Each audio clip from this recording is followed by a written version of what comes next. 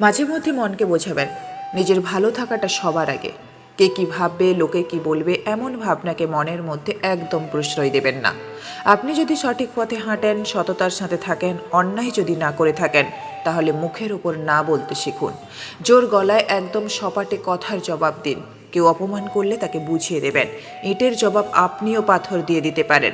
আপনাকে বুঝতে হবে, ভদ্রতা, সভ্যতা, সম্মান, সৌজন্যতা, উদারতা সবার জন্য নয়।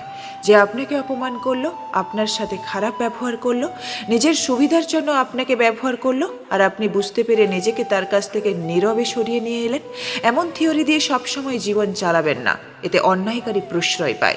যে আপনার জন্য ভালো, তার জন্য আপনি সবসময়ই ভালো থাকুন। আর যে আপনার সাথে খারাপ করলো, তার জন্য আপনাকে খারাপ হতে হবে না। খারাপকে মুখের উপর বলুন সে খারাপ। অনেক সময় সম্পর্ক বাঁচানোর চেয়ে সম্পর্ক হারানো অনেক বেশি সম্মানের।